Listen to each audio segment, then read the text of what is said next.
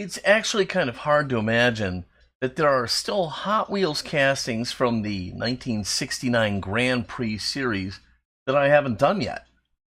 But there is. Don't go away.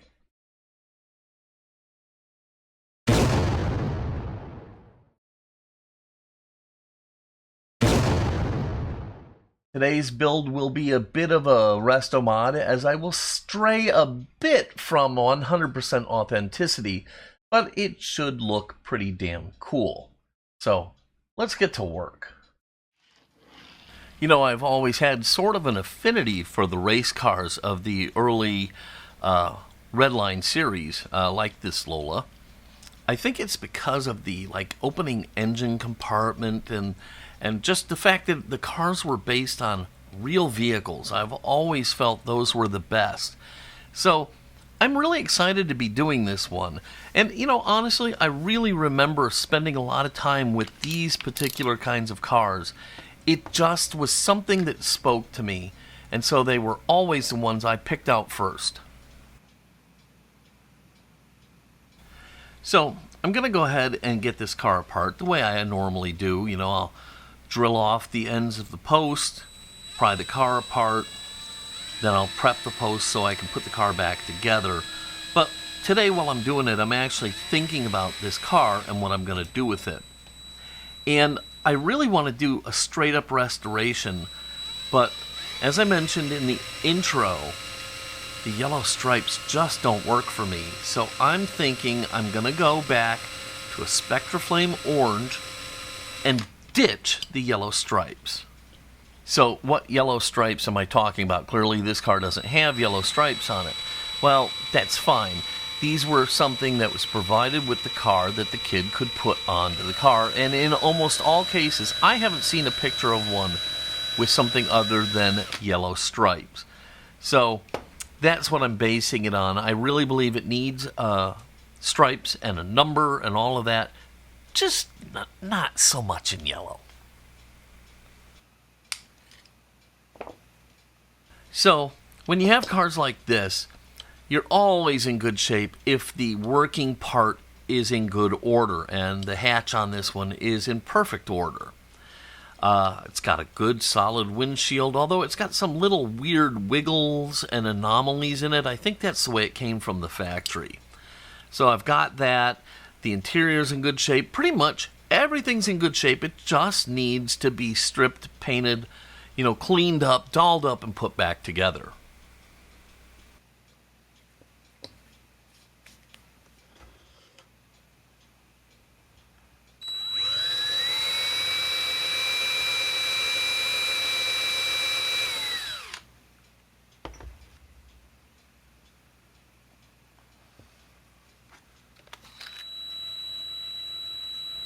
So, what if you have a Lola and you have the front and you have the back, but the pins on the hood are broken? Are you dead in the water? Well, no, not really.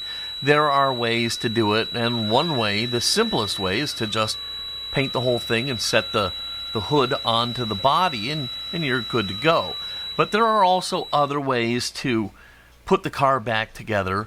Certainly more advanced, but nothing we're going to do today. So, you know, I'm just saying that if you have a car that's in worse shape than this, you can still bring it back to life.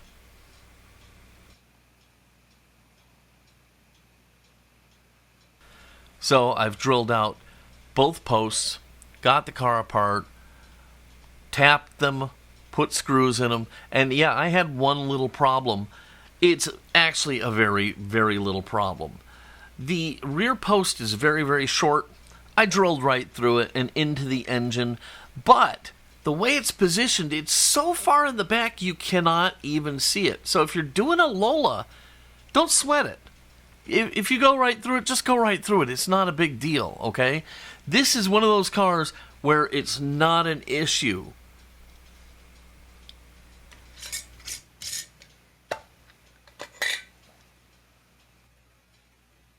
So into the warm liquid goo goes the body of this casting. We'll plop it in there, we'll set it aside, and while the goo is doing its thing, we can work on other parts.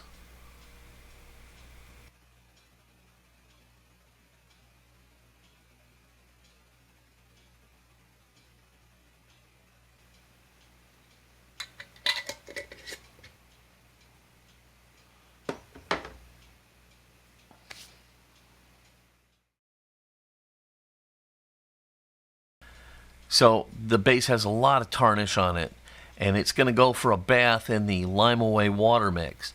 And I already know that I'm going to be replacing the wheels. So I leave the old ones on as long as possible because I feel like it helps protect the hubs. And I won't take the wheels off until I'm ready to put the new ones on.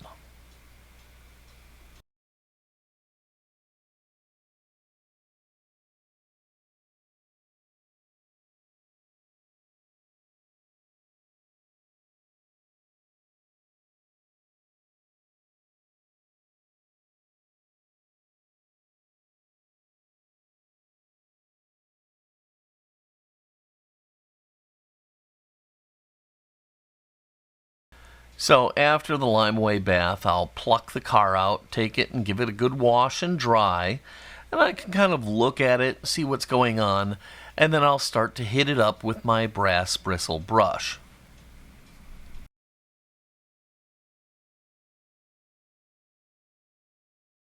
So I'm now going to go ahead and polish the base with my beloved Flitz. And I'm going to take this opportunity to explain a little bit about why I like Flitz so much. Now, first of all, there are all kinds of polishes out there. There are just a million different kinds, and they all work pretty well. Can you get an equal shine with a different product that you can get with Flitz? Probably so, yes. But in my estimation, nothing works easier than Flitz. I can get a shine on a piece of metal with Flitz and just a finger and a paper towel. Nothing flat. It really makes the job effortless. So that is one thing. The other thing is the versatility of Flitz. Okay, because I can polish my bodies and bases, I can polish coin rings with it, I can polish my windshields with it after I sand them out.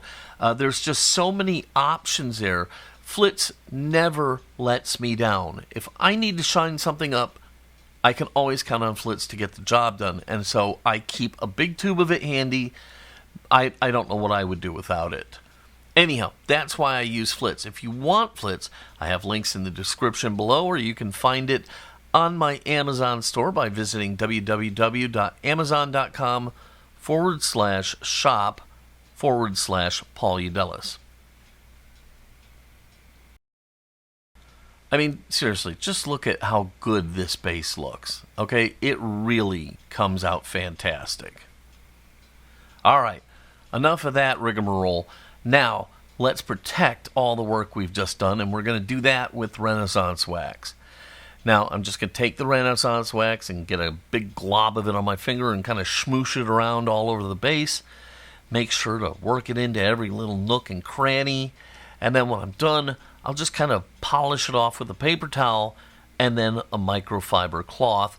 I'll get the shine back, and now my base is protected from oxidation.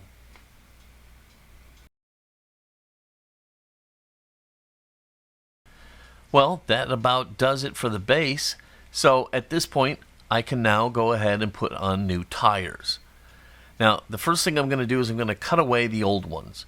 Now, why do I cut them off? A lot of people are always wondering, why don't you save them? Can't they be used for something else? Well, maybe. And if they were good enough, I possibly would. But the real value is in the bearings. Okay? And I don't want to risk damaging the bearings. So I would rather cut away these junky wheels that I know I'm not going to use and not risk any harm to the bearings that are so important to this restoration. So I just take a pair of little cutters and I nip the wheel and it comes right off. And I'll do that for all four, and then I can put the new ones on.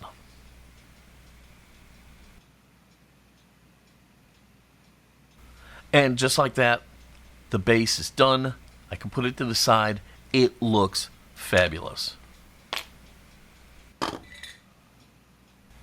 Okay, so let's dip into the vat of warm liquid goo and see what the body is starting to look like.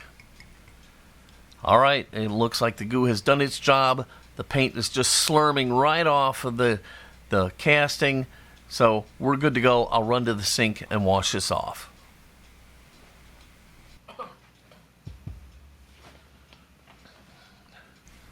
Okay, so with the body clean and dry, I can give this a really thorough exam. And what I'm seeing is I'm seeing some tarnish and some toning. It's not really bad, but it definitely is calling for a trip through the lime away. So I'm going to go ahead and put that in the lime away for a couple minutes, clean it back up, and then we'll look at it again.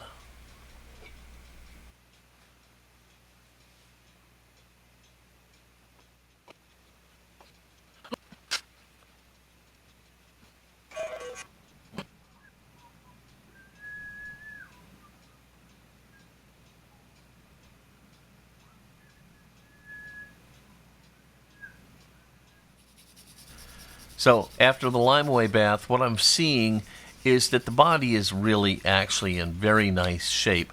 There are two spots of concern. There's some really deep toning in the hood and in the engine cover. Fortunately for me, both of these spots are right where the stripes are going to go. So it's really not anything I need to worry about. If it was worse, or if I wasn't going to do the stripes or something, this would absolutely have to get a zinc coating. But the stripes are going to be there, you're never going to see it, and then I can get that really beautiful natural luster that you get in a Spectraflame paint job. So I am absolutely not going to do anything except polish this up. A little dabble, do you? Now, I don't really remember what product that was. Was that... it was either like it was some kind of a hair care product, I think. It was either a shampoo or it was like Brill Cream or something. A little dabble, do you? If you remember, put it in the comments down below what that was from. But anyhow, in this case, I'm talking about Flitz. Because all you need is a little dab. And I just get some on my finger and I kind of smear it all over the body. Then I break out my rotary tool and I bring the casting to a nice high shine. Now, I use my little buffing wheels, and if you watched my last live stream in the tip of the month, I showed you the buffing wheels I use. Best buffing wheels available out there, and you can also find those through my Amazon store. So the car is stripped, clean, dry, polished, cleaned again, and here I am at the paint booth with a little bit of Spectraflame orange. We're going to go right back to the orange color. Should look fantastic. So I've got this mixed up and we're laying it down the way I always do, starting with the tack coat, then as many mid coats as I think I need to hit the color depth that I'm looking for. Once I feel I'm just off the mark, then I'll lay down the final wet coats. And hopefully I'll land exactly where I want to. So you can't just be throwing the paint on without thinking about it here, okay? Because I'm looking to get a specific depth of this color. If I don't put enough coats down, the orange is going to be too light. If I put too many down, the orange is going to be too dark. So I really need to focus here. And those mid coats, I need to stop short of the final color I'm shooting for. So I really wish that I would tackle this issue earlier in my builds, and I try to, but sometimes I just forget. I really wish I would get to the windshield earlier, especially if it needs sanding and polishing and gauzy and all of those things. Well, anyhow, I didn't do it earlier, so I'm going to do it now while the paint is drying. So what I've done is I've wet sanded the windshield with my 1000 grit sanding sponge. Once I've got that all nice and smooth, I will then polish it back out with some Flitz and a Q-tip, and then when I'm done, into the gauzy it goes.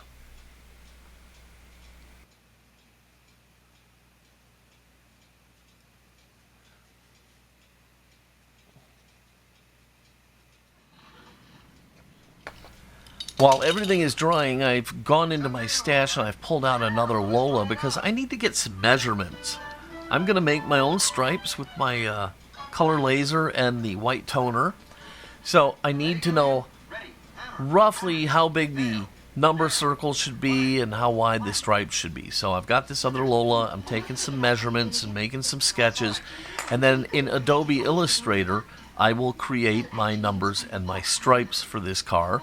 And then I'll shoot them out of my printer onto some decal paper. Okay, folks, this is the big moment. Keep your fingers crossed. This day it works, we can leave the island. It's fantastic to be able to print your own decals at home, and it's fantastic to be able to print white ones. Having said that, the white is not as opaque as I would like it to be. So when I'm doing white or predominantly white things, I will layer my decals. I will actually print a solid white base decal. I'll put those down, as you can see here on the casting. And then once those are nice and dry, then I will come back in and put the color ones on. In this case, I'm actually just layering 2 layers of white decals. And I'll tell you what, it really makes a difference. Short of, spending thousands and thousands of dollars on a real setup that they make decals out of, for like plastic model kits and stuff like that. This really is a great way to make decals at home. And I'll tell you what, it is so nice. It just opens the floodgates to your creativity. Whatever you dream up, you can make it happen. All right? It's fantastic. I love it. And honestly, the layering of the decals is not a big deal. Okay? Get the first ones down. Make sure they're thoroughly dry and settled onto the body. Then put the second ones on. Again, let them thoroughly dry. And once all of that is done, then you can go ahead and seal them up in your clear coat. So yes, the decals are thoroughly dry. I'm over at the paint booth, and I'm going to be using Bright Vision Clear Coat. This stuff is magic, okay? Once you get the hang of it, it goes on wonderfully. It lays down smooth and flat and glossy and wet looking. And man, the finish you get out of this cannot be believed.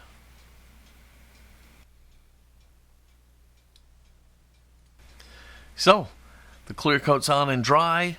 The glass is dry and ready to go. The base, the body, everything is good to go.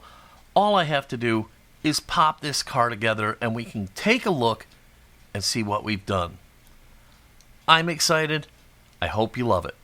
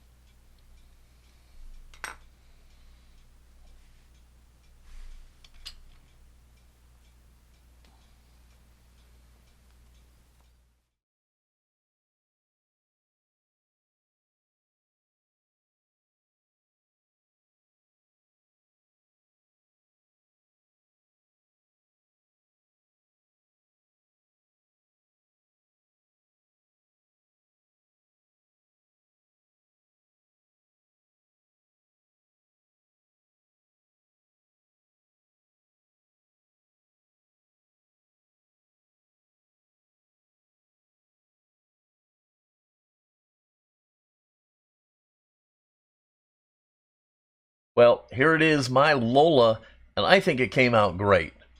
It's still in Spectraflame Orange, and I didn't add any details that weren't a part of the original car, but I have only seen the casting with yellow stripes, and I just couldn't roll with that. Thus, the white stripes. I think they really work with the Spectraflame paint, though. This car was in nice shape and made for a fun project, and in the end, it'll look great on my display shelf. I hope you loved this video, and if you did, please give it a big thumbs up, click subscribe, and don't forget to mash the notification bell so you never miss one of my diecast videos. Alright, that's going to do it for today. Just remember, never pass up on a chance to embrace your inner weirdness. Until next time, this is Paul from Fat Guy Productions, saying, be good.